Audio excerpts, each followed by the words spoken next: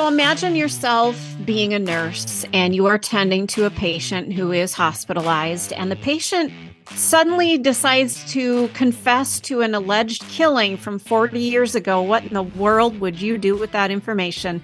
It's Stacey Cole and Carol Hughes.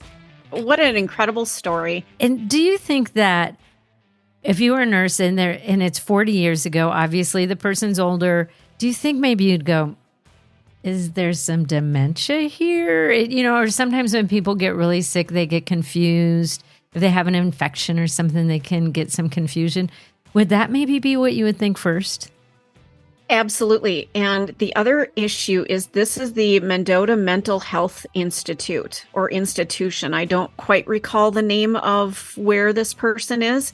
So, and not to categorize anybody who might be in one of these facilities, but I wonder if you have to take it with a grain of salt. Right. Because you would be like dementia, confused. Yeah. Yeah, dementia, illness, all of those things. But why make such a confession if it isn't true, too? Mm-hmm. So, and depending on how the story was told, I think there's times, with dementia or mental illness or confusion or whatever it is, people could tell a story. It's not really making sense. There might have been details, or there might have been sincerity. There might have been like, this person doesn't seem confused. This feels like a confession. Exactly. Ugh.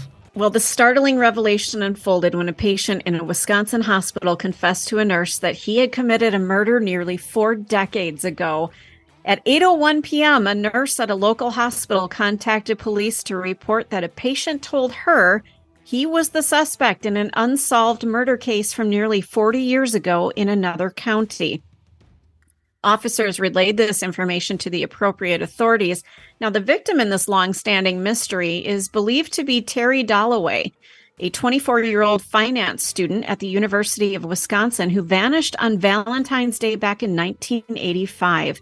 A local news outlet interviewed the lead investigator, Scott Bjerkos of the Vernon County Sheriff's Office, who has been dedicated to this case for the past 25 years. He acknowledged the patient's alleged confession, but stressed that more evidence is needed to proceed. He said, you have to corroborate the information that he or any individual where I'm able to link him to her death. He mentioned that the patient had connections as a farmer and a friend of the victim's fiance at the time, but did not provide further details or disclose the patient's identity. The specifics of what the hospital patient divulged to the nurse and the motive behind the alleged confession at this time remain undisclosed. Now, this case is, as people in Wisconsin know about it, it was, frightening. Somebody disappears basically without a trace and then is found later just in horrific shape. It's, I believe, 4 days after her fiance reported her disappearance, she was found decapitated and her remains were charred. Oh my God. Yeah. And she was with her dog. Her head and her dog were never recovered. No. I know. The dog, oh my right? God, that's horrific. Yeah. Isn't it? So somewhere out there is a skull. I can't imagine what her family's gone through. Yeah. Now, she had just returned home from her job as a bar manager on Valentine's Day, 1985, in La Crosse, Wisconsin, before vanishing. She left behind her purse and personal items, had no access to her car, and her dog was also missing, which we just talked about.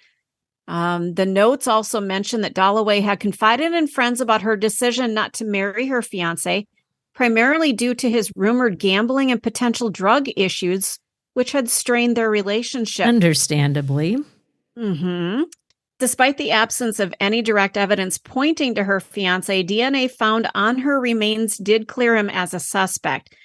The only significant piece of evidence was a paint chip from a vehicle discovered in a sheet wrapped around the victim.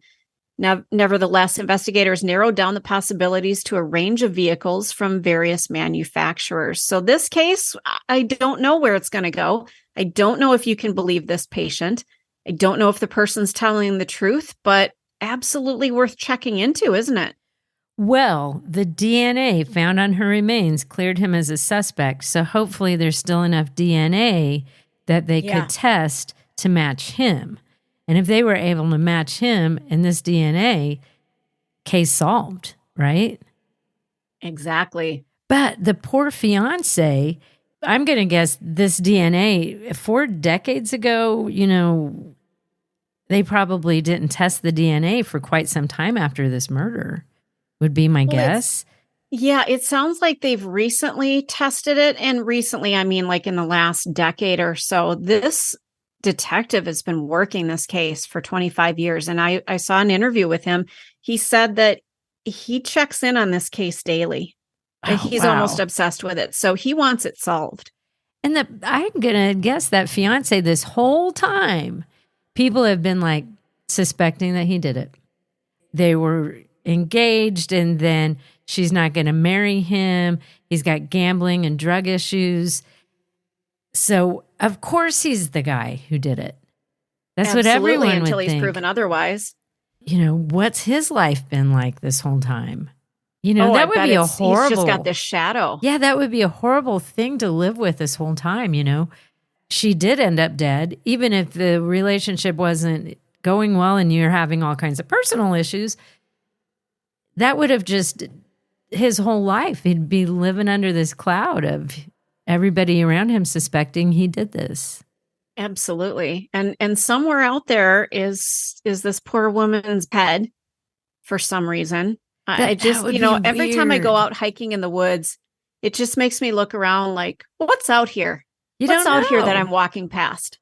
And for her family to get some of her remains back and knowing that her head was removed from her body and tossed someplace, kept as a trophy, buried separately, carried off by animals, any number of things. But my guess is he separated the head from the body so they couldn't identify the body as easily. Because of dental records, maybe? Yeah, you're probably right. Especially back then. That's 40 years ago, that is how you identified people. I mean, we've heard of cases where the hands are removed and the head. Well, because that's how you identify people. We didn't have the DNA technology we've got now. And he burned the body. So that probably really compromised the fingerprints. Oh, that's just so tragic. But maybe at this point, he's lived with his guilt all these years and just was like, I don't know, maybe he's having issues in his own life and he's in some mental facility and it just came out. I don't know. But if it is true, I would love for that DNA to be matched to him and case closed just to give that family the closure they need. Absolutely. Let's hope that's the case.